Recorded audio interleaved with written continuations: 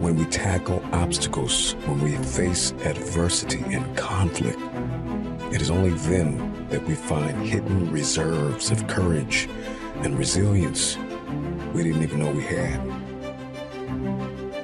The future is hinged on your resiliency. So our wounds become wisdom because our perspective. We have a new program. It's called resiliency. What can I accomplish in the rain? Who can I become in the rain? What can I build? Under these conditions, resilience is based on compassion for ourselves as well as compassion for others. So I need you to realize that there will be bad days. There will be times that you feel like you have no earthly idea what your teacher or professor is talking about. But what you will never ever do is throw a pity party. What you will never ever do is tap out. What you will never ever do is concede and throw in the towel. And if everything you listen to goes over your head, you are going to miss your moment and stay living in the midst of the madness. The madness of impossibility, the lie. Somebody lied to you and told you that it was impossible. Because understanding the power and the difference between what is impossible and what is possible, it all comes back to your perspective and your capacity. See, your life is one big sum average of the thoughts that you consistently hold in your mind. Your actions, your outcomes, your life is just one great mirror reflecting back to the world what you're thinking on the inside. All of the pain, all of the trauma, everything you have experienced, the turbulence, you have to garner up all of that hunger. I'm talking about you gotta think of everything you've ever wanted in your life.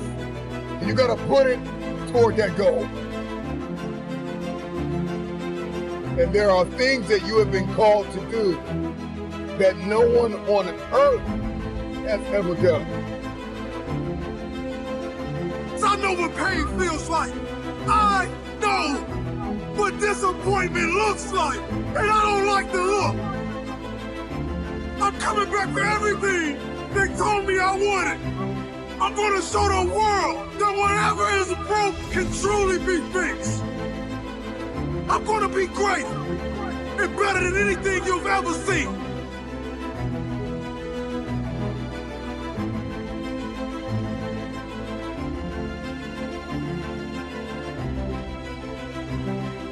Make a commitment to pay the price for change. American dramatist and screenwriter Sidney Howard remarked, "One half of knowing what you want is knowing what you must give up before you get it." Change always costs you something, if not monetarily, then in time, energy, and creativity. In fact, if change doesn't cost you anything, then it isn't real change. As you consider how to make the changes needed to improve and grow, it is important to measure the cost of change compared to the cost of the status quo. You have to do your homework. That often makes the difference between change equals growth and change equals grief. What will the changes you desire really cost you? Management expert Tom Peters gives a perspective on this. He suggests, don't rock the boat, sink it, and start over. If you desire to be creative and do something really innovative, that's sometimes what it takes. You must destroy the old to create something new. You cannot allow yourself to be paralyzed by the idea of change. 4. Change must happen within you before it can happen around you. I love the Peanuts comic strip by Charles Schulz, in which Lucy says to Charlie Brown, "I would like to change the world." "Where would you start?" Charlie Brown asks her. Lucy's simple reply, "I would start with you."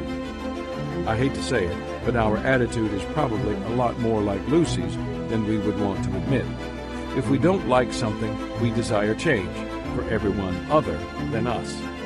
We are resistant to change. Novelist Frances Hodgson Burnett wrote, At first, people refuse to believe that a strange new thing can be done, and then they begin to hope it can be done. Then they see it can be done. Then it is done, and all the world wonders why it was not done centuries ago. Artist Andy Warhol observed, "They always say that time changes things, but you actually have to change them yourself."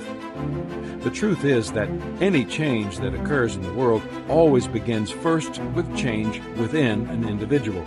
That's why playwright George Bernard Shaw said, "Progress is impossible without change, and those who cannot change their minds cannot change anything." The good news is that once you dedicate yourself to growth and develop a lifestyle of planned improvement from the inside out, it becomes normal to you.